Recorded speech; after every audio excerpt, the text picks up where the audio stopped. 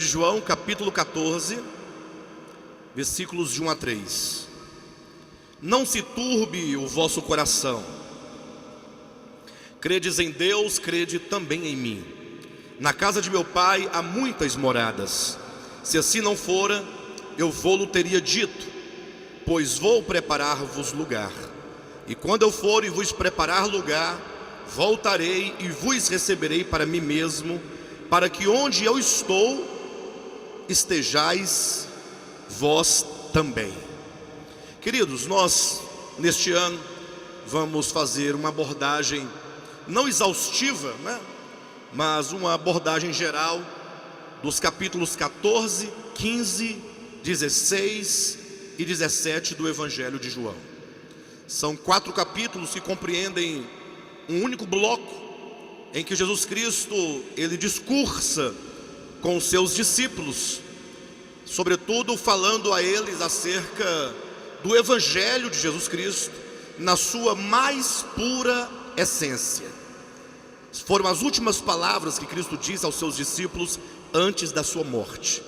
Imagine você que uma pessoa que tem algo a dizer, pessoa que tem conteúdo, ou que tem encargo, ou que tem verdade a ser transmitida, ela transmite as verdades ao longo de sua vida. Porém, as últimas palavras de uma pessoa com uma mente tão centrada, tão clara, as últimas palavras antes de a pessoa morrer, certamente são as palavras mais importantes. Imagine você que Cristo orientou seus discípulos por 3 anos e meio, falando de diversas maneiras, por meio de parábolas, por meio de pregações, ministrações, explicações acerca do reino de Deus. Porém, esses 4 capítulos, capítulo 14, 15, 16 e 17 do Evangelho de João, compreendem exatamente as instruções de Cristo, o falar de Cristo, a explicação de Cristo para os discípulos, momentos antes de ele ser preso e então ser crucificado e morto. Foram as palavras que ele disse quando estava com seus discípulos, ainda no cenáculo, comendo a última Páscoa, e também ali comendo a ceia da Páscoa e partindo o pão com seus discípulos. Então ele falou essas palavras aqui desses capítulos, que eu acredito serem palavras centrais, o âmago de toda a verdade de Deus. Eu imagino que a verdade de Deus, que é revelada ao longo das Escrituras, ela alcança aqui, nestes 4 capítulos, o seu auge.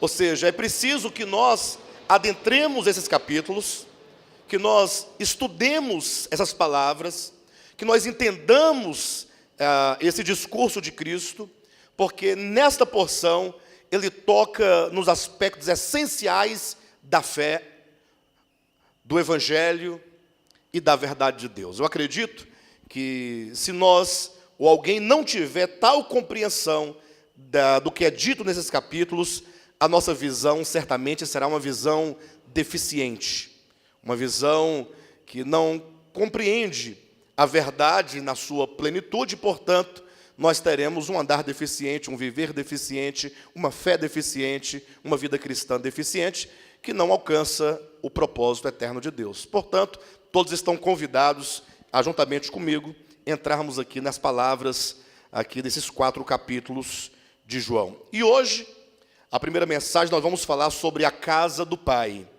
Ilusão, deserção, prodigalização e reconciliação. Vamos pensar comigo neste momento, qual era o cenário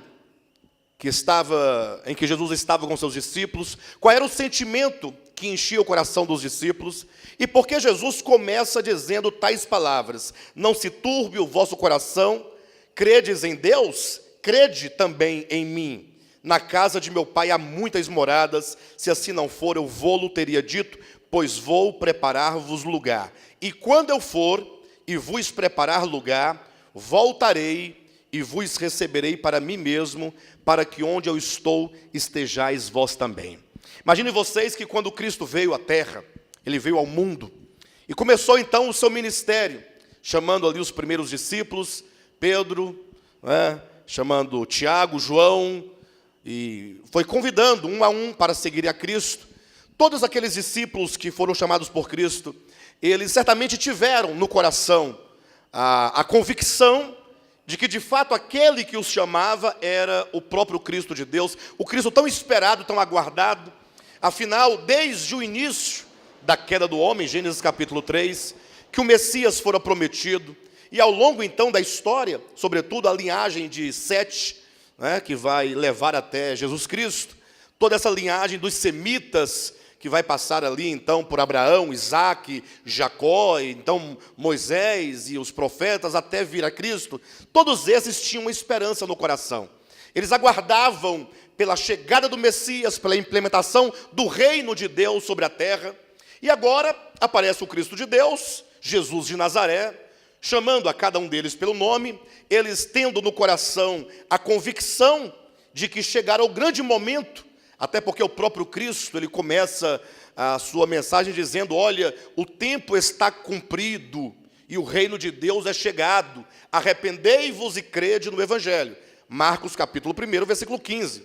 Então, essa introdução do Evangelho pelo próprio Cristo, também precedido por João Batista, anunciava a chegada do reino de Deus. Então, que maravilha, os discípulos todos, Pedro, Tiago, João, Bartolomeu, Tomé, Mateus, Tadeu, Judas, todos aqueles discípulos que seriam, então, os apóstolos, e as mulheres e os discípulos de Cristo em geral, todos com empolgação no coração, porque eles tinham o privilégio de terem nascido no tempo certo. Porque todos que vieram antes, embora tivessem também a esperança do Messias e a esperança da chegada do reino de Deus, todavia eles morreram sem ver o Cristo e sem tocar e sem ver o cumprimento dessa promessa. Mas os discípulos, esses de Cristo aqui não, eles viviam no tempo certo. Então, quando eles foram chamados, logo uma alegria imensa encheu o coração de todos eles, de modo que eles largaram tudo para seguir a Jesus Cristo. Largaram pai, mãe, família, bens, casas, propriedades. Os que eram pescadores deixaram seus barcos, suas redes e foram seguir o Nazareno. Eles acreditavam no coração, sobretudo quando então Cristo começa a realizar os milagres, os prodígios. Primeiro o milagre de Cristo, a transformação da água em vinho. Em seguida ele vai curando o cego de nascença, e ele ressuscita mortos, e cura paralíticos, e expulsa demônios, e então ele vai fazendo muitas obras de cura, de libertação, que iam chancelando e confirmando e ratificando o ministério de Cristo. Então os discípulos estavam todos muito empolgados, e a Bíblia mesmo diz nos evangelhos, em vários lugares e ocasiões, que muitas vezes os discípulos tentaram de alguma maneira induzir a Cristo para que ele se proclamasse logo o Redentor, o Messias, e se declarasse rei. Eles queriam que esse reino fosse logo implantado.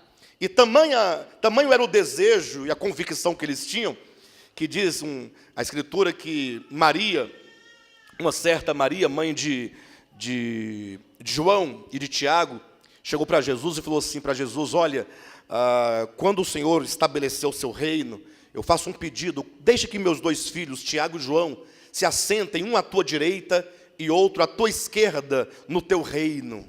Olha a expectativa que eles tinham. Então todos tinham essa expectativa e esse desejo. E assim se passou 1 ano, se passaram 2 anos, se passaram 3 anos, 3 anos e meio.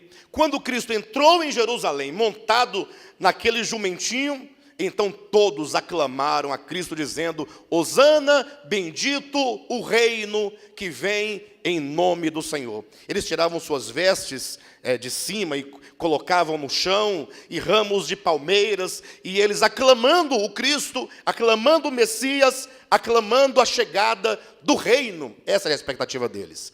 Entretanto, o reino não chegou do modo, atenção, como eles queriam, ou do modo como eles acreditavam. E antes de eu prosseguir na exposição, eu quero chamar a atenção dos irmãos para esse detalhe. Os discípulos, no primeiro momento, eles tiveram uma certa frustração, porque o Cristo de Deus não cumpriu segundo eles pensavam, segundo eles esperavam, não cumpriu o desejo do coração deles, e de alguma maneira frustrou toda a expectativa, frustrou a fé, frustrou a alegria, o desejo, porque eles não viram se cumprir imediatamente aquilo que eles desejavam. Isso porque eles tinham uma visão um tanto equivocada acerca das Escrituras Sagradas, sobretudo acerca da Palavra de Deus. Ou seja, eles sabiam que havia uma promessa do Cristo, eles sabiam que o Messias haveria de vir, e eles estudavam as profecias do Antigo Testamento. Entretanto, eles criaram ao longo do tempo toda uma teologia sistematizada, e eles passaram a ter toda uma compreensão dos fatos que se dariam pelo cumprimento das profecias, só que por eles compreenderem equivocadamente, imagine vocês que agora Cristo está com eles num cenáculo, numa grande casa, numa grande sala, e Jesus então começa a se entristecer diante dos discípulos. Aquele que bem cedo se levantava e curava os enfermos, repreendia demônios e fazia maravilhas, agora estava entristecido diante dos discípulos. O semblante decaído, e o próprio Cristo chegou a dizer: a minha alma está profundamente triste até a hora da morte. E os discípulos ficam sem entender no primeiro momento. O que ele quer dizer com isso? Minha alma profundamente triste? E o Senhor agora está cabisbaixo, e Ele está suando, e Ele está dizendo que Ele vai morrer. E onde está o Messias? Onde está o reino? O reino que será implantado em Israel, de modo que de Israel vai sair o governo, vai sair a lei, e esse Messias vai governar não somente sobre Israel, mas sobre todas as nações da terra. E aí eles começaram também a se entristecer. Mas a tristeza dos discípulos era uma tristeza por pura ignorância, por verem frustradas suas expectativas, o seu desejo, por não verem cumpridas as profecias do modo como eles queriam que se cumprisse. Então Cristo se entristece, e agora os discípulos começam a se entristecer, e a encher o coração de angústia, e a encher o coração de medo. Esse é o contexto aqui que começa o capítulo 14. Cristo também já havia dito: olha, Pedro, você vai me negar, o outro vai me trair, vocês todos vão me abandonar, e eu serei entregue na mão dos salteadores. Eles vão me humilhar, e eles vão me crucificar, e vão me matar, e eu vou morrer.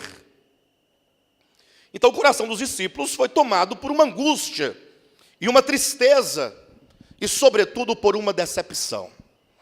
E eu não sei aqui quantos de vocês já tiveram, na experiência cristã de vocês, alguma decepção no âmbito da verdade de Deus, ou no âmbito da sua compreensão acerca das coisas de Deus. Ou seja, eu particularmente, eu sirvo a Deus há 42 anos, não é muito, mas já passei por muitas experiências, né?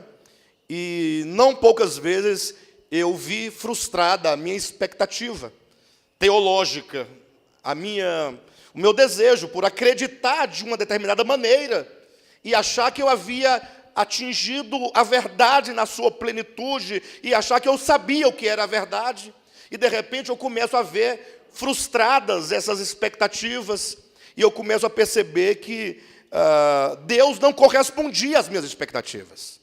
Quando você lê e você acredita, e você sabe que é daquele jeito, mas Deus não acompanha a sua expectativa e não cumpre aquilo que você gostaria que se cumprisse. Eu me recordo, o irmão Nivaldo está aqui na minha frente, ele vai se lembrar muito bem, a Jane, a minha mãe está ali, que no início desse ministério, no início eu me refiro a 18 anos, nós buscávamos muito por uma igreja ungida, no sentido de uma igreja pentecostal, que tivesse o poder do Espírito Santo para vermos cegos enxergarem, paralíticos andarem. Nós queríamos um retorno exato a Atos capítulo 2 em diante. Era o nosso desejo. Nós pensamos, olha, se Deus está nos levantando para ser uma igreja de acordo com a sua vontade, temos que ter todas as propriedades de uma igreja que tem um modelo na Escritura. E nós buscamos, irmãos, buscamos de todo o nosso coração. Vocês não sabem o tanto que nós, sem usar nenhum tipo de artifício humano, mas tão somente pela fé, pela palavra e pela oração e pelo desejo, e falávamos, Senhor, dá-nos desta porção maravilhosa. Você pedir, orar, jejuar. O que tem que fazer? É orar, vamos orar. De madrugada, vamos orar de madrugada. É para fazer vigília, vamos fazer vigília. É para jejuar, vamos jejuar. Nos consagrar. É para ir para o monte, vamos para o monte. Tudo nós fizemos. Tudo que nós entendíamos então que deveria ser feito. Nós estávamos na nossa tenra idade, na nossa infância, não somente espiritual, mas também na infância do ministério. O ministério frágil, começando com muita vontade, com muita sinceridade. E nós então passamos nossos primeiros 2 anos sendo frustrado a cada dia. Frustrado. Por que frustrado? Porque o máximo que nós experimentávamos era a emoção no momento de um louvor, era uma certa alegria contagiante no momento do culto, mas não passava disso. Eu me recordo que lá no Gama, eu tinha um grupo de estudos na cidade satélite de Brasília, no Gama, e era um grupo familiar, na casa de parentes nossos, e havia uma senhora, que, salvo engano, já faleceu, o nome dela era Inês. Essa senhora, ela tinha problemas psíquicos, pelo menos, não sei como eu posso colocar, mas desde os 15 anos de idade, contava-se uma história que ela perdeu o juízo. Então, daí para frente, nunca mais ela foi uma pessoa sadia. E ela conversava com as pessoas que nós não víamos, com seres que nós não víamos. E ela perguntava, você não está vendo? Não, está ali o fulano, o Beltrano. E ele sai, às vezes, e entra dentro do ralo da pia, vai embora. Ela contando, entra na parede, na tomada. Ela contava essas histórias. E eu, no meu coração, eu dizia assim, olha, essa mulher está possessa por uma legião de demônios. E eu falei assim, e é aqui então que Deus vai mostrar o seu poder. Que maravilha! E eu falei assim, nós vamos orar por ela, e essa mulher vai ficar sã. Irmãos, e nós orávamos numa verdade, numa fé. Eu tinha plena convicção que Deus faria o prodígio, não tinha dúvida. 1 vez, 2 vezes, 3 vezes, e aí vai frustrando. Eu sei que alguns, ao ouvirem eu dizer isso, essa mensagem vai posteriormente para a internet, vão dizer que alguma coisa estava errada, ou nós não sabíamos buscar o poder, ou nós estávamos em pecado, ou nós não críamos. Alguém vai sempre colocar uma desculpa e vão dizer que aquilo que nós queremos acontece no mundo pentecostal à vontade. O que eu, particularmente, que fui pentecostal durante muitos anos, não vi. Sou honesto com vocês. Tem uma coisinha ou outra que acontece, um demoninho que rola dali, sai, a pessoa vai embora, volta a ficar passando de novo no outro dia e vai. Mas essas coisas de você ver a libertação de uma pessoa que todos conhecem, todos sabem, e a cura de um paralítico, de um cego, de nascença, essas coisas assim, bem, buscamos e frustrando, sendo frustrado e frustrado, tudo porque nós não conhecíamos, de fato, como que Deus ele trabalha ao longo da história. Nós estávamos ainda presos aos rudimentos da fé. Pastor, mas quer dizer que cura e libertação de demônios é rudimento da fé? Eu digo que sim. E nós vamos entender isso ao longo desses 3 dias.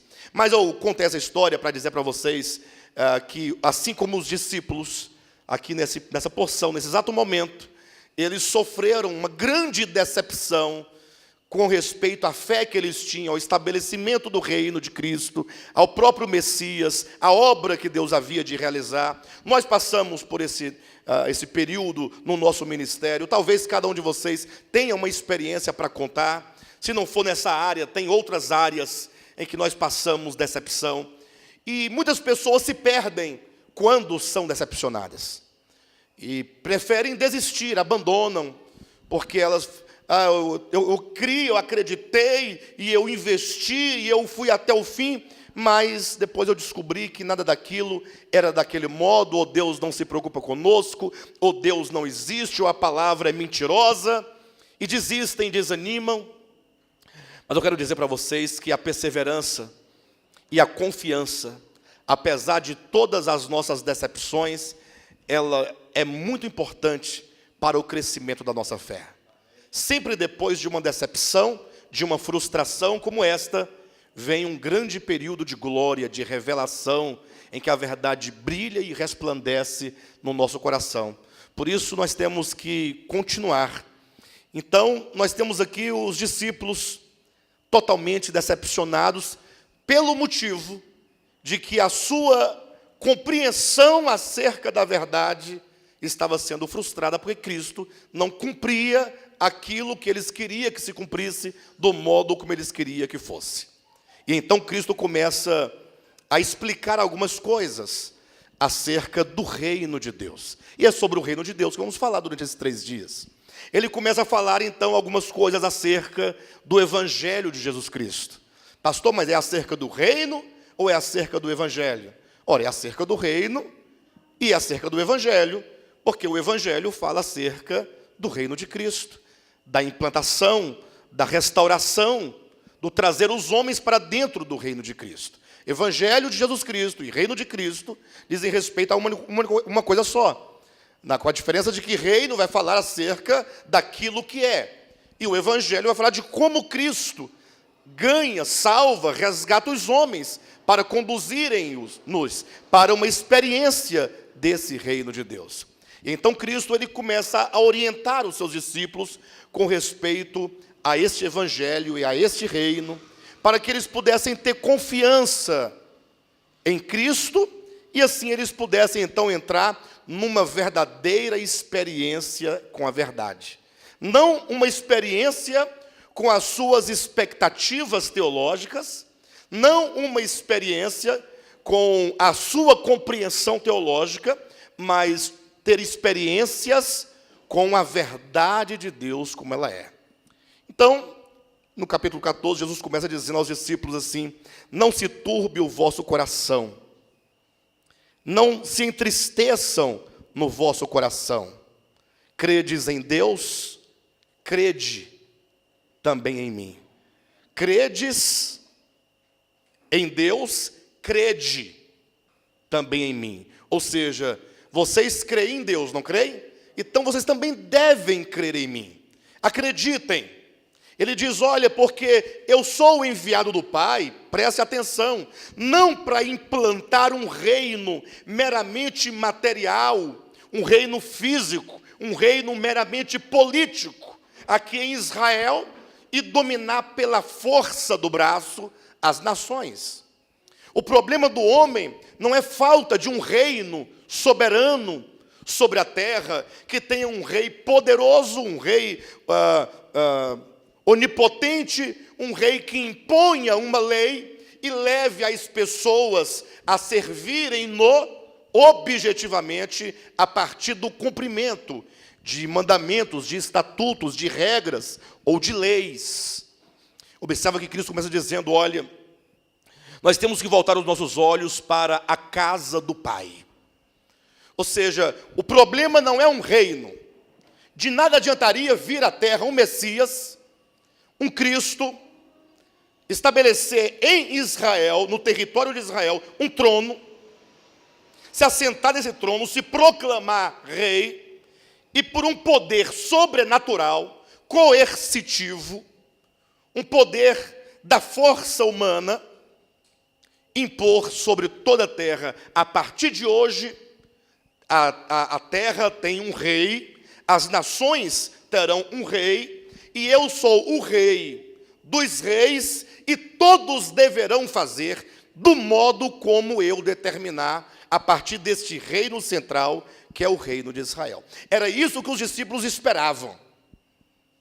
Essa autoridade que pudesse subjugar as nações da terra. E eu digo que se Cristo fizesse isso, de nada resolveria. Nada resolveria. Nós temos o exemplo do povo de Israel, que recebeu de Deus a lei no Sinai. E vocês podem ler o capítulo 19 em diante, do livro de Êxodo, e também Hebreus capítulo 12, como que são ali registrados esse momento em que Deus desce como fogo, e aquela fumaça, diz que o monte fumegava, e o monte tremia, e uma densa nuvem que desceu sobre o monte, e sons de trombeta, e o povo com medo, e diz a Escritura, que até um animalzinho se tocasse a patinha no sopé do monte, morreria. E o próprio Moisés disse, eu estou trêmulo de medo, eu estou aterrado e trêmulo, diante daquela cena. E eu pergunto, e o que resolveu? Qual foi o resultado? O povo de Israel recebeu a lei, e mal havia Moisés descia com a lei, o povo já transgredia. E toda a história do povo de Israel foi uma história de transgressão.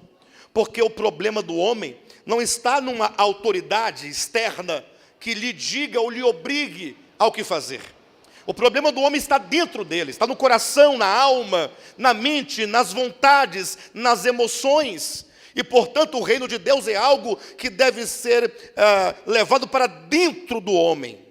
Não é simplesmente um reino externo, uma autoridade externa que resolveria o problema do homem. Por isso que Cristo começa dizendo do princípio, é como que ele dissesse, olha, vamos entender a história do homem. Vamos, para entendermos o que é o Evangelho e como é o Evangelho, precisamos de voltar na história e compreender que o Pai tem uma casa ampla, uma casa cheia de riquezas, uma casa com uma mesa abundante, uma casa onde existe o cuidado do Pai, a segurança, a provisão, a alegria. Essa casa que ele faz referência, ela pode ser vista em Gênesis capítulo 2, representada figuradamente pelo Éden. Quando Deus criou ali o homem, diz que Deus plantou um jardim no Éden e colocou o homem dentro desse jardim. A palavra Éden quer dizer prazer, quer dizer um lugar de desfrute. E então, colocando ali o homem estava provido de tudo que ele precisava. Ele tinha um ambiente de comunhão com Deus, um ambiente de paz com Deus. O homem ali, ele poderia ser totalmente pleno em todas as suas faculdades. Porém, nós sabemos da história da queda do homem, mas eu quero que vocês olhem para o Éden, para o jardim do Éden, apenas como um símbolo de uma realidade espiritual, quando o homem foi criado em relação a Deus, numa harmonia. Deus e o homem, eles viviam numa perfeita unidade. Deus vivendo no homem, o homem vivendo em Deus, numa simbiose, numa comunhão, numa relação de complementação. Quando nós sabemos ali que tem ali o homem e a mulher, de que o próprio Deus diz, não é bom que o homem esteja só, não é? Far-lhe-ei uma auxiliadora. Sabemos pelo Novo Testamento que aquele homem também representa Cristo, e portanto uma relação de completação. O homem foi criado à imagem e semelhança de Deus. Então vocês imaginem só, olhem para o Éden como sendo um símbolo de um mundo em harmonia. Um mundo em plena harmonia. É dito que quando Deus acabou de recriar todas as coisas após os 6 dias, viu Deus que tudo era muito bom. Tudo estava no seu devido lugar. Bastava agora que o homem vivesse por meio de Deus e para Deus, e tudo seria uma grande maravilha. Não vamos olhar para o Éden como um jardim do ponto de vista simplesmente literal. Tem muita gente querendo resgatar um jardim do Éden e não consegue ver o que ele representa no âmbito da revelação das Escrituras. Então, para que nós possamos entender essa relação, basta que nós olhemos, então, para a parábola do filho pródigo. Eu quero convidar vocês, não precisam abrir, mas se quiserem acompanhar, a história está em Lucas capítulo 15. Hoje eu vou começar a contar um pedacinho dessa história para vocês. Não vou concluir a história ou a parábola do filho pródigo, vou apenas começar. Amanhã eu vou falar um pouco mais sobre essa parábola.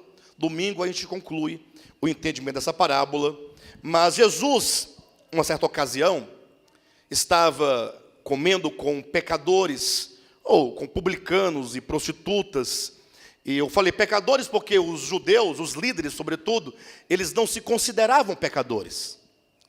De sorte que eles achavam que os publicanos, as meretrizes, os samaritanos eram pecadores. E eles achavam que eles não eram pecadores. E eles começaram então a falar contra Cristo, a pensar contra Cristo, dizendo, olha, ele come com os pecadores. Se ele fosse mesmo o Cristo de Deus, não estaria no meio dos pecadores. Daí, Cristo vai falar pelo menos 4 parábolas, nos capítulo 15 de Lucas e capítulo 16, para poder explicar qual é a sua missão, o que ele veio fazer, por que ele veio, para que eles entendessem a obra do Evangelho, a obra de Cristo. E dentro dessas 4 parábolas, que são as parábolas da ovelha perdida, da dracma perdida, do filho pródigo e a parábola do administrador infiel, capítulo 16 de Lucas, uma dessas é a parábola do filho pródigo. E Cristo então começa a relatar o seguinte: um pai, ele tinha 2 filhos. Pense comigo agora por um momento, eu não fugir do tema aqui da casa do pai, eu apenas estou trazendo esses exemplos para vocês entenderem o que essas palavras querem dizer. Ele disse, um pai tinha 2 filhos, e assim começa a parábola. Pelo decorrer da parábola, a gente sabe que esse pai era um homem rico, era um homem de muitas propriedades, era um homem que tinha certamente muitos empregados, a própria parábola vai dizer isso. Era um homem próspero. Então nós temos logo de imediato um pai e 2 filhos. Portanto, a parábola nos propõe um lar, nos propõe um ambiente, nos propõe uma relação de alguém que gerou filhos e alguém que era provedor dos filhos, e que propiciava, portanto, para eles um ambiente saudável, um ambiente de comunhão, um ambiente de amor, um ambiente de cuidado, um ambiente de suprimento, de abundância. Essa parábola, portanto, ela vai contar acerca da queda do homem. O filho pródigo, ele vai representar o homem caído. Se essa parábola ela foi dita para falar acerca da queda do homem e da restauração do homem, nós temos começado do princípio pensando cada uma das partes da parábola, e ela começa dizendo, portanto, deste pai. Esse pai que tinha 2 filhos, que viviam num lar.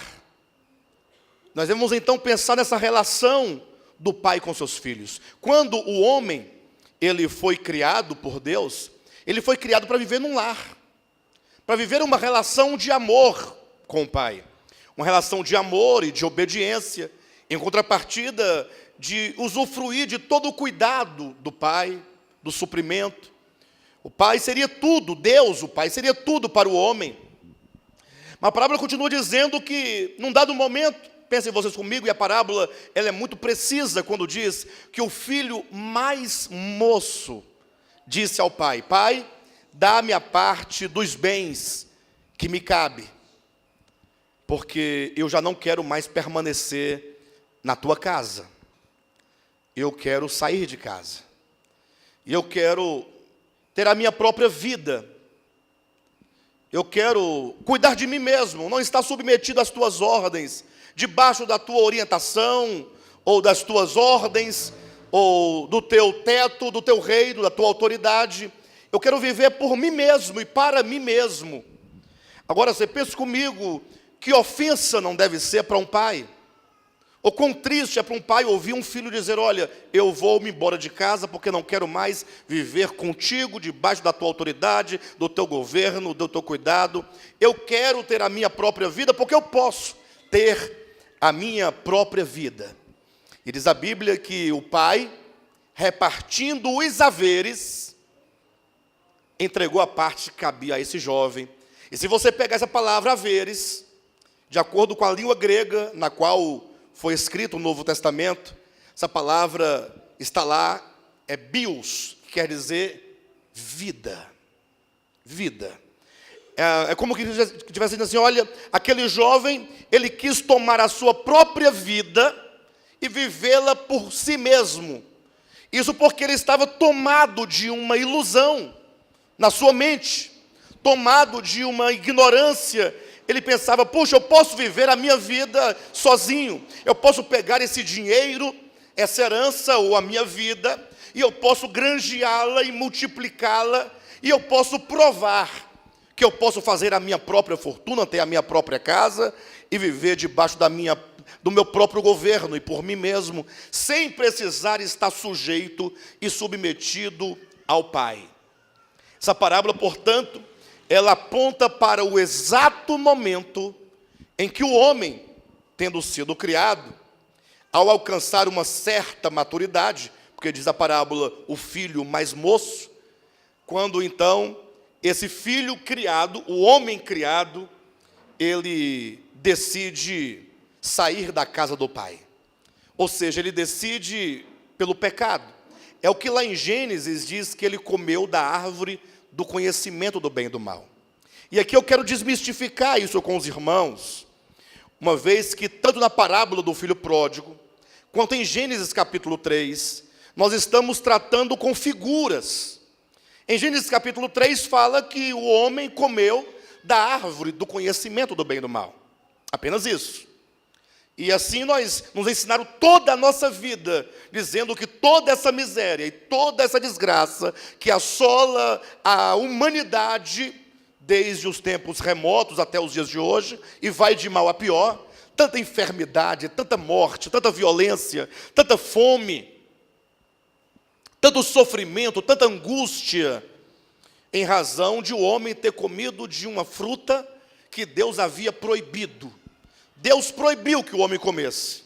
E o homem desobedeceu e comeu a fruta. Uns dizem que é maçã, outros discutem dizendo que não é maçã, mas que pode ser qualquer outra fruta que não seja maçã, mas que era simplesmente uma fruta, um fruto, uma árvore da qual o homem não podia participar. E porque o homem desobedeceu a ordem de Deus, olha o que virou o mundo desde então. Estamos tratando com uma figura, nós temos que ter o discernimento do que isso significa. Na parábola do filho pródigo, estamos também tratando com figura. Temos a figura de um pai, de 2 filhos, de uma casa, e agora o filho dizendo: pai, eu quero ir embora. Sendo esses 2 textos, Gênesis capítulo 3 e Lucas capítulo 15, textos que tratam do mesmo assunto, ou seja, o momento da queda do homem, eles também são, ao mesmo tempo, textos complementares. Porque, embora seja uma parábola e seja um texto figurativo, porém, a parábola ela é um pouco mais clara acerca da questão. E eu quero, então, pensar um pouco com os irmãos acerca disso, acerca do significado da queda do homem. Porque como nós vamos experimentar a redenção de Cristo, se nós não compreendermos exatamente qual é o nosso problema? Eu falo isso porque eu tenho refletido muito ultimamente, sobretudo nos últimos 3 anos, eu tenho refletido muito porque nós vemos a pregação do Evangelho por vários setores do cristianismo, de diversas maneiras do cristianismo, todas as formas e tentativas nas várias vertentes teológicas, missionários, pregadores, pastores, pregando o Evangelho, pessoas se convertendo ao Evangelho. Todos nós que aqui estamos também, e todos os demais cristãos, e nós não vemos, desculpe eu colocar dessa maneira, talvez você discorde de mim, mas nós estamos aqui para conversar. Nós não vemos um cristianismo verdadeiramente cristão. Pastor, mas como assim? Ora, o próprio Cristo diz o seguinte, olha, quando vocês se amarem mutuamente e uns aos outros, conforme eu amei vocês, então o mundo saberá que vocês são os meus discípulos. Ou seja, o selo de um discipulado, de um cristianismo verdadeiramente cristão é o amor. Mas não é o amor hipócrita, muitas vezes o amor humano é um amor hipócrita, porque é um amor de lábios, é um amor que depende de muitos fatores. Por exemplo, eu amo o irmão Eric. Como não amá-lo? Ele é uma pessoa que se doa para o ministério de Volta à Palavra, gratuitamente. Não somente gratuitamente em termos financeiros, mas gratuitamente, sem ninguém pedir. Ele vai lá, pega um livro e ele logo traduz para o inglês, entrega pronto. Que maravilha! Como não amar esse irmão? E aí, quando a igreja está passando problemas financeiros, ele fala, pastor, eu quero contribuir. Como não amá-lo? Maravilha! Então, eu só posso amá-lo. Mas, de repente, eu me deparo com um outro irmão, uma outra pessoa, e que faz exatamente tudo o oposto disso. Persegue, espeta, fala mal, critica, atrapalha, levanta falso testemunho, gasta sua vida para difamar, para falar mal, para derrubar, e está torcendo para o ministério acabar. Aí eu pergunto, esse é o momento que eu falo, meu Deus, como amar esse meu inimigo do modo como eu amo o irmão Eric? Sem diferença.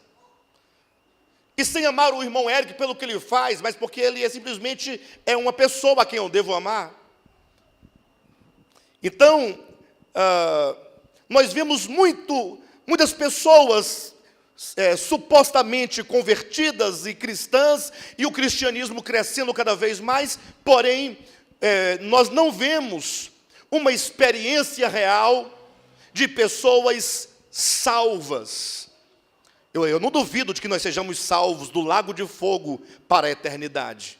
A morte de Cristo na cruz do Calvário, do aspecto judicial, nos garante que nós já fomos livres da ira de Deus. Agora eu me refiro a uma salvação orgânica, uma salvação da alma, uma salvação do coração, conforme aquela que Jesus disse para Pedro, porque Pedro havia traído a Cristo por 3 vezes, ou melhor, me perdoe, ele havia negado a Cristo por 3 vezes, e depois então que Cristo ressuscitou, e que Cristo se encontrou com Pedro, aí Jesus perguntou 3 vezes para ele, Pedro, tu me amas? Ele disse, sim, Senhor, tu sabes que eu te amo. A 2ª vez, Pedro, tu me amas? Sim, Senhor, tu sabes que eu te amo. A 3ª vez, Pedro, tu me amas? Aí Pedro ficou meio desconfiado, falou, Senhor, tu sabes de todas as coisas, tu sabes que eu te amo, não vamos discutir o assunto, o Senhor sabe de tudo. E neste momento, Jesus fala para ele assim, Pedro, você me ama, então preste bem atenção no que eu vou te falar. Veja que o assunto aqui não é o aspecto judicial da salvação, porque isso estava garantido pela morte de Cristo na cruz do Calvário por Pedro. Ele diz, olha Pedro, hoje você é jovem, você é novo, você faz o que você quer, você vai para onde você quer, anda por aí, mas dias virão e você ficará velho. E quando você ficar velho, outro te cingirá os lombos e te levará para onde você não quer ir. Olha o que ele está dizendo. Pedro, toda essa sua força, capacidade natural, o seu esforço, suas habilidades, sua resistência, porque nós somos assim, fortes. Na verdade, tudo que nós fazemos, até a vida cristã, para sermos um vencedor, nós estamos lutando. E Cristo diz, olha, mas quando você amadurecer, você vai amadurecer. Seu coração vai ficar tão quebrantado e tão dado, e tanta doação e abnegação, que vão te levar para onde você não quer ir e você não terá nenhuma resistência. Fala de uma salvação orgânica da alma. Não é uma salvação espacial, é uma salvação ontológica do ser. E é disso que nós precisamos. Certo que nós teremos a salvação do ser, mais cedo ou mais tarde. Nós não temos como escapar de sermos salvos. Afinal, já estamos dentro desse processo. O judicial está garantido.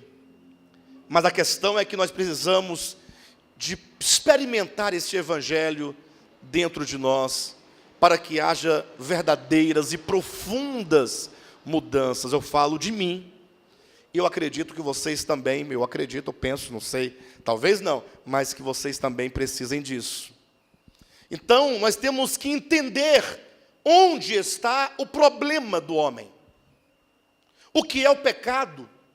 Eu não duvido que todos aqui querem vencer o pecado. Querem ver uma coisa? Irmãos, quem quer vencer o pecado? Bem, a metade, né? Tá bom. Os demais, ou já venceram, ou não estão interessados em vencê-lo. Bem, por todos os efeitos, eu tenho certeza que todo coração que ama Jesus Cristo deseja uma vida vitoriosa. Nenhum cristão que ama Cristo fica feliz quando erra, quando cai. O nosso desejo é ser um cristão puro, autêntico, genuíno, ganho pelo Senhor, que expresse a vida de Deus. Mas e por que nós queremos e nós não alcançamos? Talvez, vamos começar por aqui, o maior problema seja exatamente a falta de compreensão da verdade. As nossas frustrações, como a dos discípulos, se dá por não compreender aquilo que nós achamos que compreendemos. Temos que começar a corrigir esses conceitos. Ou seja, os discípulos, eles tinham que desconstruir o conceito. O reino de Deus não vem com visível aparência. E nem dirão, ei-lo aqui ou ei-lo ali, porque o reino está dentro de vós. Não foi assim que Cristo disse em Lucas capítulo 17? Eles esperavam um reino aqui ou um reino ali, com visível aparência. Então, não, pode parar. Não é assim que vem o reino de Deus. Não será deste modo. Cristo foi corrigindo, então eles tinham que desconstruir toda uma teologia equivocada, embora partissem de textos corretos. Os textos estão corretos, mas é a minha interpretação que está equivocada. Porque nós não devemos ter uma interpretação, devemos ter uma compreensão. Porque a compreensão, o texto fala o que ele quer dizer. A interpretação, eu trago vários elementos externos e coloco dentro do texto. Elementos que nós fomos recebendo. Eu dizia hoje para minha esposa, a gente estava tomando um café, eu disse, olha, se tudo que nós temos de conhecimento acerca da verdade é o que nós aprendemos desde pequenininho na igreja evangélica, nós estamos fadados. Porque nós aprendemos o rudimento do rudimento do rudimento. E até hoje estamos ouvindo rudimentos. Precisamos transcender, precisamos elevar o nosso entendimento. E nós temos a nosso favor todo o Antigo Testamento. Temos o Novo Testamento que interpreta o Antigo Testamento, e agora é de fato interpreta. Nós temos a história da igreja toda. Quantas pessoas e homens de Deus não vieram no passado, falando, explicando, ensinando, mas essas literaturas não chegaram até nós, infelizmente. Temos o próprio crescimento humano. O homem do século 21 tem uma mente muito mais esclarecida que qualquer homem do passado. Tudo isso pode ser instrumentalizado para que o nosso entendimento acerca das verdades divinas seja ampliado. E possamos então deixar de ficar vendo a árvore do conhecimento do bem e do mal como uma mera árvore e entendermos qual é o significado disso. Então imagine você, e agora não se surpreenda, porque eu farei algumas asseverações um pouco fortes. Mas nem se ofenda e nem se espante muito. E se dê a oportunidade de entender ou de nos ensinar posteriormente, tá bom? A primeira afirmação que eu quero fazer, e eu estou falando da casa do pai. Eu estou falando do filho pródigo que disse ao pai: dá-me a porção que me cabe, que eu vou me embora. E estou agora falando de Gênesis capítulo 3, quando o homem está diante da árvore do conhecimento do bem e do mal, e ele come daquele fruto. E Deus disse: certamente morrerás. Então, vamos entender que a árvore do conhecimento do bem e do mal, quando o homem come desse fruto, é um momento. Nós temos um momento em que ele come do fruto, temos um momento posterior ao comer o fruto, temos um momento anterior ao comer o fruto. Vamos pensar esses 3 momentos. Antes de o homem comer do fruto da árvore do conhecimento, eu pergunto para vocês: tinha o homem o conhecimento do bem e do mal? Uma pergunta óbvia dessa, né? Esse pastor faz umas perguntas que não tem muito futuro. É lógico, se ele não tinha comido da árvore do conhecimento do bem e do mal, ele não tinha conhecimento do bem e do mal. Isso é óbvio. O problema é que o óbvio, às vezes, oculta coisas muito grandes. Qual é a implicação disso? Quando vocês responderam tão rapidamente, nem precisou pensar para responder. Está na ponta da língua, é lógico que não. Quais são as implicações disso? Se parou para pensar? Ora, se antes de o homem comer da árvore do conhecimento do bem e do mal, o homem não tinha o conhecimento do bem e do mal, como era o homem sem o conhecimento do bem e do mal? Como era o homem sem o discernimento do bem e do mal? Ele sabia distinguir entre o certo e o errado? Entre o bom e o ruim? Sim ou não? Entre o bem e o mal? Entre luz e trevas? Eu pergunto, pode alguém que não tem tal capacidade de discernimento, ou pelo menos capacidade, naquele momento ele não tinha, de discernir essas coisas, pode dizer que essa criatura tem livre arbítrio? Não tem. Mas observe que é exatamente esse um dos pontos controversos, porque todas as linhas teológicas concordam que o homem, neste momento, antes de comer do fruto, ele tinha livre-arbítrio. Porque ele vai comer do fruto exatamente como o exercício do seu livre-arbítrio, de obedecer ou desobedecer a Deus. Olha, sim ou não?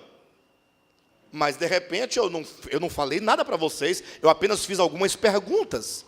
E vocês próprios estão dizendo, de acordo com a lógica do próprio texto e a lógica da própria figura, se a árvore é do conhecimento do bem e do mal, se essa árvore ela dá o conhecimento do bem e do mal. E a prova disso, que depois que o homem comeu dessa árvore, o próprio Deus declara, no capítulo 3, versículo 22, o homem se tornou como um de nós, conhecedor do bem e do mal. Se ele se tornou, ele não era até então. E eu pergunto, como era então esse homem sem o conhecimento do bem e do mal? Vamos pensar então, uma criança quando nasce. Tem alguma mãe gestante aqui? Ninguém gestante? Tá, mas imagine só, um bebezinho está ali, o bebezinho do Marcos de Teotônia. Quantos meses tem o bebê? A bebê, né? O bebê. 7 meses? Menor do que esse bebê? 2 meses. Vem aqui, por favor. Queridos, aqui está a Ana Carolina. Que maravilha. Ela tem livre-arbítrio. Ela tem atualmente livre-arbítrio. Ela tem condições de decidir entre o bem e o mal? Vou perguntar para ela. Ana Carolina, você sabe o que é o bem?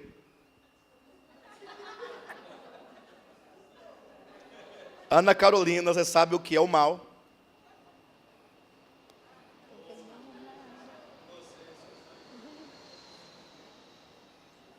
Meu Deus. Ela não sabe, ela não tem livre-arbítrio atualmente. Nesse atual momento, ela tem como decidir obedecer ou desobedecer? Pode levar ela. Por que eu trouxe esse exemplo? Para que nós possamos pensar como era o homem antes de comer desse fruto. Alguém já tem alguma ideia de como é que seria? A primeira conclusão inevitável a que chegamos é que o homem, antes de comer desse fruto, porque ele não tinha o conhecimento do bem e do mal, fatalmente ele não tinha livre-arbítrio. Porque ele não tinha, em atualidade, a faculdade de discernir. Portanto, nós vamos ilustrar dizendo que esse homem estava caminhando numa estrada única. Não tinha nenhuma entrada para a direita ou para a esquerda. Em nenhum momento até agora, ele tinha que escolher entre um caminho e outro. Era uma estrada única. Ele só podia caminhar para frente. E esse homem está caminhando. Porém, chega num dado momento que essa estrada, ela abre numa bifurcação. E aí surge o caminho para a direita e um caminho para a esquerda. E fatalmente, ele agora terá que escolher. Ele não pode caminhar nos dois caminhos ao mesmo tempo. Ele vai ter que ir ou para a direita ou para a esquerda. E este momento crucial é o momento, então, preste atenção, em que ele come da árvore do conhecimento do bem e do mal. E ao comer, portanto, e esse comer, entenda, é simbólico. Significa que é o momento na sua evolução. Aí eu preciso explicar para vocês, não acharem que eu estou falando de darwinismo aqui para vocês.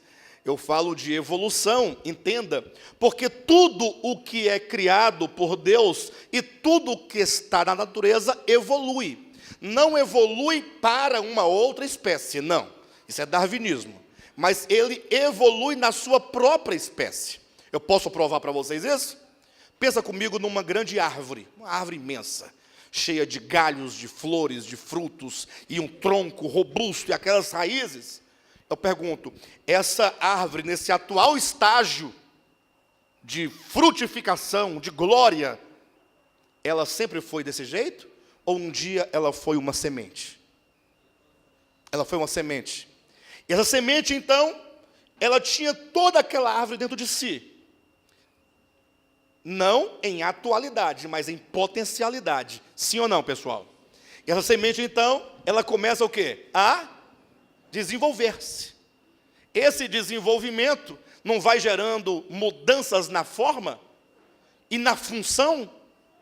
A forma e a função não vão alterando ou não? Ela não está evoluindo ou não? Sim ou não? Então entenda a evolução com esse sentido. Do mesmo modo, é o homem. Será que o homem do século IV antes de Cristo era como nós? Ia ao dentista? Por que nós pensamos em Adão e em Eva como um homem e uma mulher dos mais belos possíveis, cabelos chapeados e escovados, e o corpo depilado e cheiroso, e dentes bem escovados? Por que nós pensamos dessa maneira sobre eles? Será que nós pensamos corretamente acerca de Adão e Eva? E já pensamos que eles foram criados no primeiro dia, estavam batendo papo com Deus e conversando sobre as coisas eternas, a economia de Deus?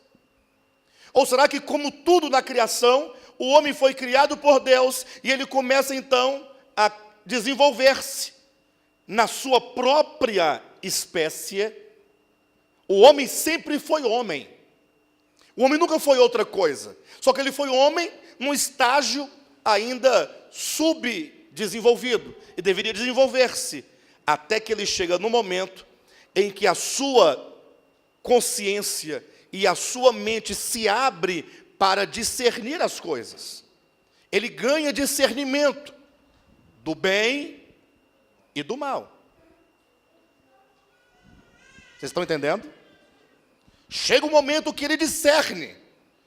E esse discernir o que é o bem e o que é o mal, é esse momento que aflora tal capacidade em atualidade no homem criado, é o que Moisés coloca em Gênesis capítulo 3, como a árvore do conhecimento do bem e do mal. Mas aqui já era um problema. Alguém diz, pastor, espera aí, mas Deus proibiu o homem de comer da árvore do conhecimento do bem e do mal. Se Deus proibiu, significaria então que Deus proibiu o homem de chegar a esse estágio de consciência acerca de si mesmo? É a pergunta que se faz. Sim ou não? E aí é onde nós devemos, com muita cautela, com muita paciência, ler o texto bíblico e procurar discernir. Lendo Gênesis 3, a palavra que está lá, no dia em que dela comerdes, esse verbo comer, certamente morrerás. Eu fui fazer uma pesquisa acerca dessa palavra. Racal é uma palavra hebraica, que aparece em dezenas de outros versículos e textos bíblicos ao longo de todo o Antigo Testamento. Noutra ocasião, poderia passar para vocês todas essas passagens, e em todas elas você vai encontrar sempre um sentido, nunca de comer algo, ou meramente comer algo, mas o sentido de você tomar algo pelo seu alimento cotidiano.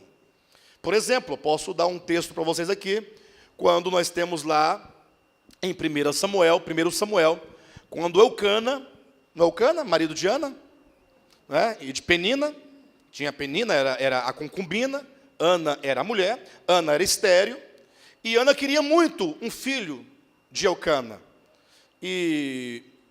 só que ela era estéril, não podia, e ela sofria muito com isso. E a outra, porque tinha filhos com ele, ficava zombando, rindo dela. Ah, você é a esposa, mas você não pode ter filho. Eu não sou esposa, mas eu tenho um filho. Ele gosta mais de mim do que de você. Isso angustiava o coração de Ana. E aí, num dado momento, é dito que Ana, ela estava tão angustiada, tomada de uma angústia, que ela não estava se alimentando, não vinha se alimentando. Foi aí que Eucana percebeu e perguntou assim, Ana, por que você não está se alimentando? Por que não comes? É a pergunta. Mas a pergunta não é por que você não comeu este pão, ou não come este pedaço, mas por que você não vem, se alimentando? Ou seja, esse verbo comer, que é o mesmo que aparece em Gênesis capítulo 3, ele traz em si um significado. Ou seja, no dia em que você tomar o conhecimento do bem e do mal, como seu alimento cotidiano, seu alimento diário. Essa palavra, esse verbo racal, ele vai aparecer em outros contextos da Bíblia, com o significado de ser consumido por um desejo profundo, por uma angústia profunda. Por exemplo, vamos procurar aquele texto, quando diz de Sansão, Sansão faz o enigma, né, que ele fala, do comedor saiu comida. Comedor, referindo-se no caso ao leão, dentro do enigma, não é? E comedor, qual é o verbo?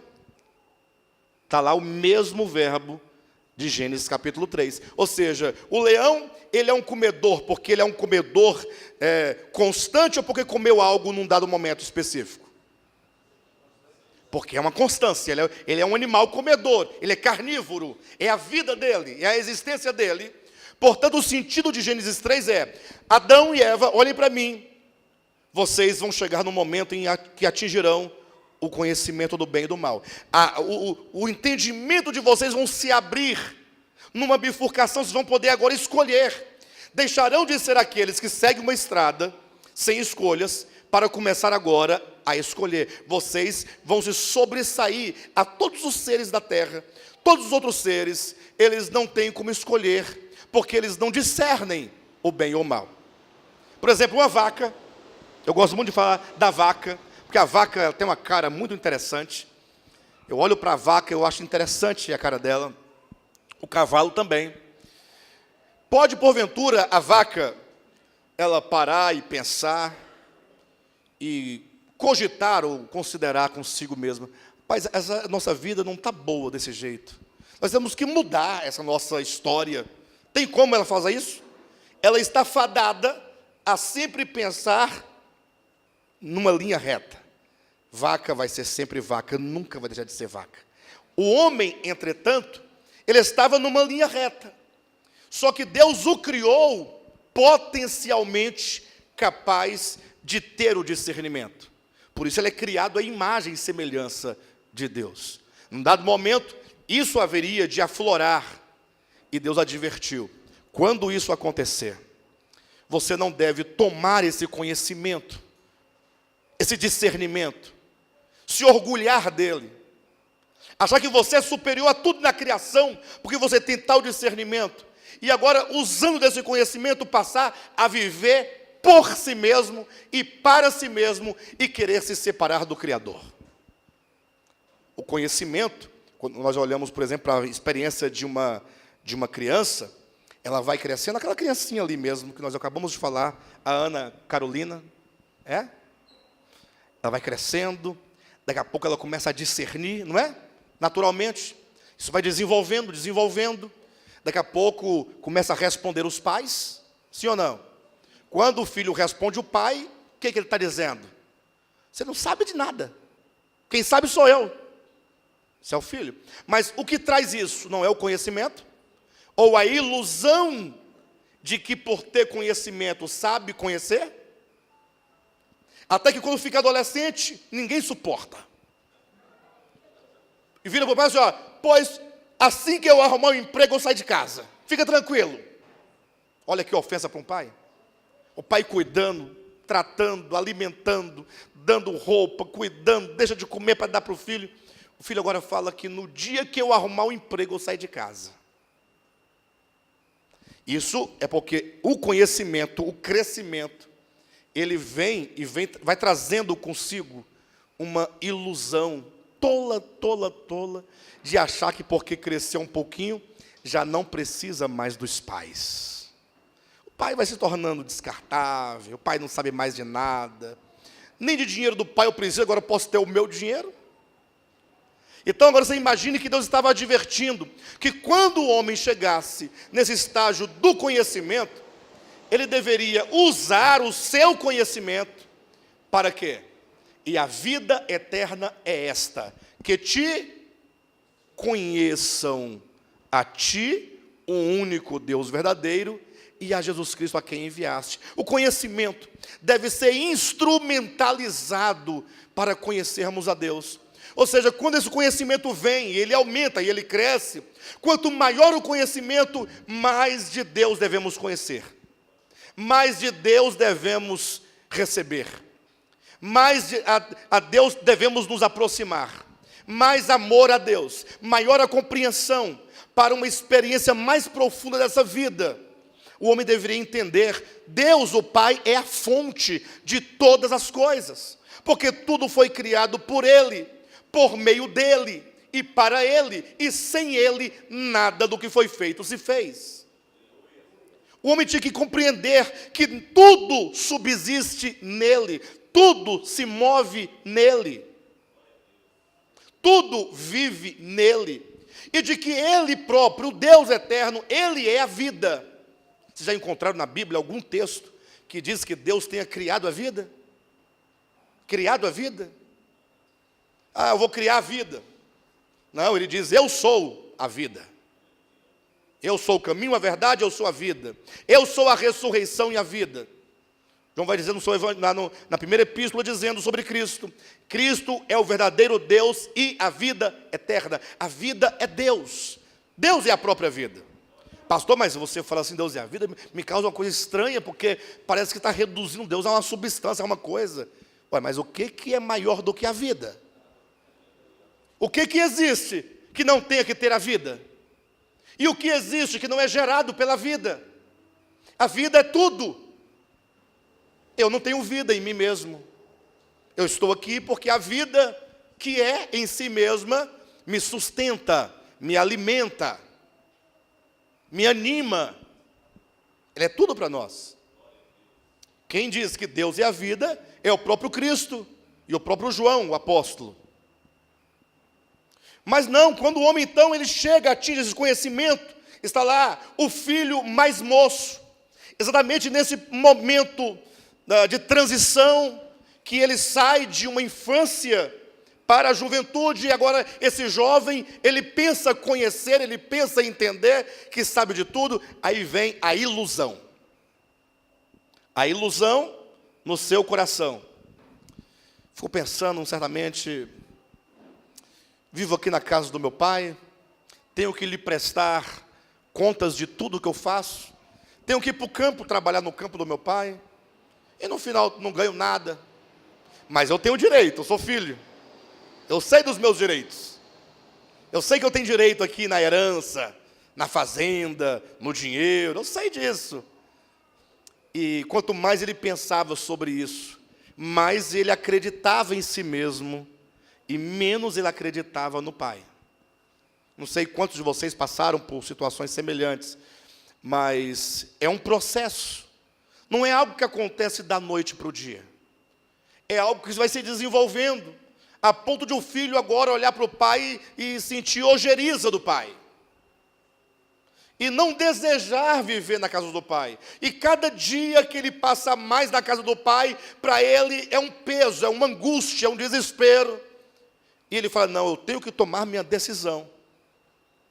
O homem então entrou dentro de um processo de ilusão acerca de si mesmo.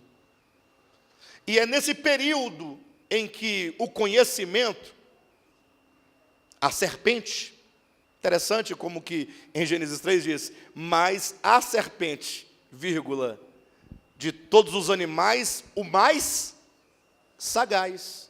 Quem sabe o que é sagaz aqui? A palavra sagaz, sagacidade. A gente costuma interpretar sempre negativamente, né? Falando, então é sagaz, tal. A palavra sagaz significa inteligente, esperto, alguém que está atento.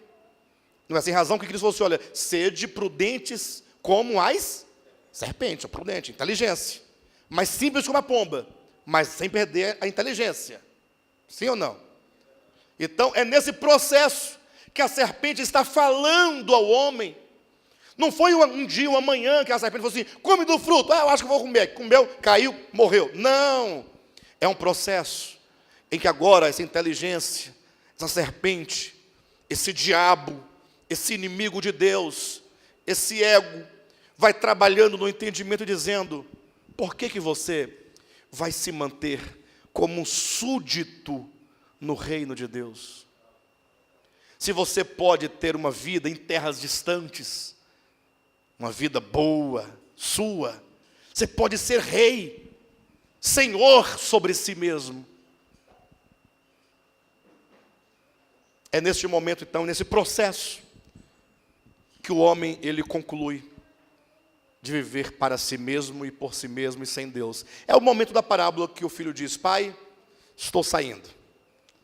Para onde você vai? Não, vou viver a minha vida, viver por mim mesmo e para mim mesmo. E aqui algumas coisas acontecem, eu vou resumir, por causa do horário. Amanhã nós vamos dar continuidade, se Deus permitir. Mas, primeiro, ocorre aqui o nascimento do ego. O ego não é exatamente o eu. O eu é a minha pessoa. Mas o ego significa exatamente este eu corrompido, este eu que não vê mais o Criador. E quando você não vê mais o Criador enquanto pai, fonte de tudo, você também não consegue ver o outro. Se eu não vejo o próprio Criador e a fonte de tudo como algo que eu deva amar e por ele viver, como é que agora eu vou viver e amar aquele que não é fonte de nada, que é tanto quanto a mim? Agora vem o aborrecimento a Deus e o aborrecimento ao próximo. É onde eu deixo de amar a Deus, eu não amo mais a Deus, porque eu amo a mim. E porque eu amo a mim, eu vou viver para mim. E tudo farei para que eu seja próspero, para que eu seja feliz, para que eu tenha as melhores coisas, para que eu seja, ainda que eu tenha que matar, que pisar o outro, humilhá-lo, desprezá-lo. E é neste momento, então, que o homem, não amando a Deus e não amando o seu próximo, esse ego é o sentimento e o desejo de uma alma iludida em si mesma, que agora requer e exige tudo para si. O homem agora se propõe a construir uma vida sem Deus, independentemente de Deus. Neste momento, o mundo criado se torna um mundo diabólico. Sabiam que a palavra diabólico, que vem de diabo, tem uma raiz die, que significa separação. A palavra diacrônico não quer dizer ao longo do tempo, ao longo de um período, e portanto separado, ao passo que acontecimentos que ocorrem sincronicamente, ocorrem ao mesmo tempo, e portanto tem que estar junto, ou não? Diacrônico tem a mesma raiz de diabólico, ou seja, o mundo se torna diabólico, o mundo se torna fragmentado. O diabo, enquanto ser caído, Lúcifer, a criatura, se torna, portanto, enquanto criatura, o símbolo maior. Não disse que ele não é, e que, no sentido de não existir. Ele, enquanto criatura, caído, se torna o protótipo de todos os seres. Ele é pai de todos aqueles que, à sua semelhança, foram tomados pelo mesmo sentimento.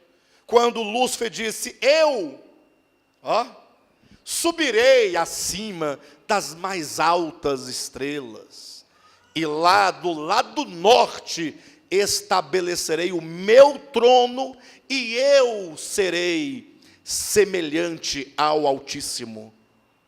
O mesmo que a própria serpente diz para Eva, para a mulher, para o homem lá no Éden: no dia que tu comerdes esse fruto, serás como Deus. Mas como eu posso ser como Deus, se eu sou criatura e Ele é Deus? Se Ele é criador, eu criatura. Se Ele é pai, eu sou filho. Se Ele é fonte, e eu sou uma mera existência, resultado da vida que é Ele. Esse nivelamento entre criatura e criador, pai e filho, é o que gera tal sentimento de independência. E então o homem, Gênesis 3, o filho da parábola, ele sai. E diz a Escritura que ele foi habitar uma terra distante. Essa distância, na parábola, a parábola é uma história. É uma distância entre a casa do pai e a terra onde ele estava, sim ou não? Mas essa parábola, ela foi dita para representar que o Filho de Deus veio buscar o perdido, portanto é o homem perdido. Esse filho perdido representa o homem que na sua ilusão se desgarrou, se afastou do pai, se tornou um pródigo, um errante, um peregrino sem Deus. Então essa terra distante, que é distante da casa do pai, não é uma distância geográfica, mas representa a distância que eu estabeleço no meu coração. Quanto mais incrédulo, quanto mais independente, quanto mais eu não dependo de Deus, mais distante eu vou ficando. E cuidado com uma coisa, vou dizer para vocês: a vida cristã é um retorno à casa do Pai. Preste atenção no que eu estou dizendo. Vida cristã é um retorno. Não pense em você que você já retornou à casa do Pai. Nós estamos todos caminhando para a casa do Pai. Estamos voltando. Nós só estaremos plenamente na casa do Pai quando estivermos calçados com sandálias nos pés. Faremos isso amanhã ou depois de amanhã, com vestes novas e o anel no dedo, completamente restaurado à condição de filho maduro. Mas nós estamos ainda nesse caminho de volta. E aí, atenção para o que eu vou dizer neste momento. Muitas vezes nós vivemos uma vida cristã meramente mecânica. E desenvolvemos, nesse percurso de vida cristã, nesse caminho de volta, desenvolvemos sentimentos de independência. Mas nós não verbalizamos isso. É no coração.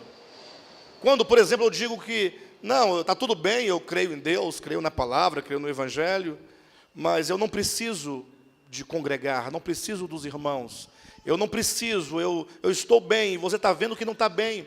E quanto mais nós desenvolvemos essa autoconfiança, esse egoísmo que não compartilha, quanto mais ocorre, mais distantes nós ficamos da casa do Pai. Você pode ter 40 anos de idade, 40 anos de vida cristã, mas você pode não ter dado muitos passos em direção à casa do Pai.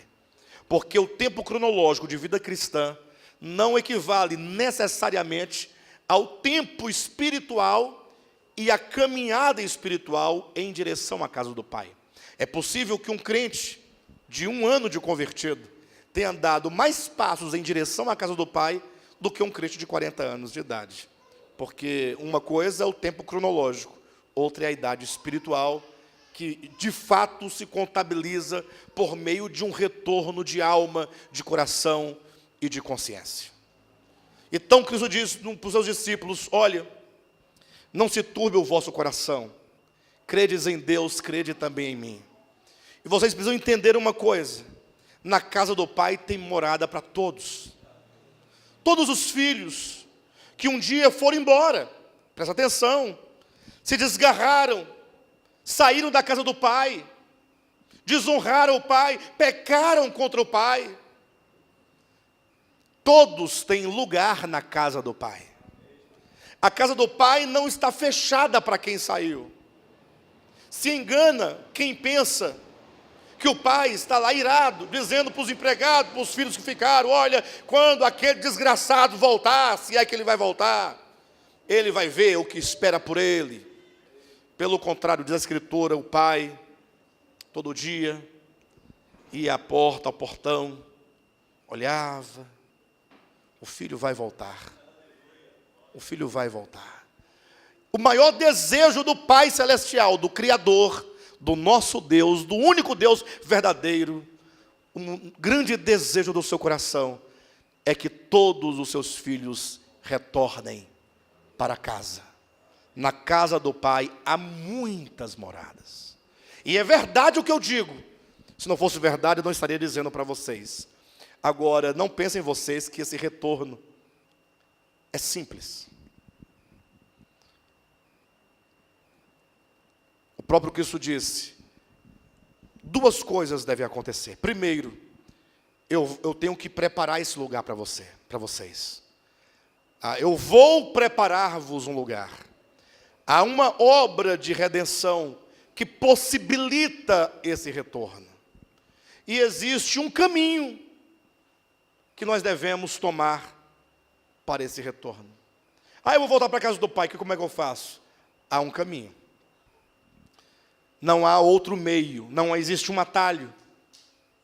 Todos os cristãos, eu imagino isso, não sei, conhece o texto que Jesus disse: eu sou o caminho, a verdade e a vida, ninguém vem ao Pai a não ser por mim. Tem texto mais conhecido do que este? Porém, não tem texto mais complexo do que este.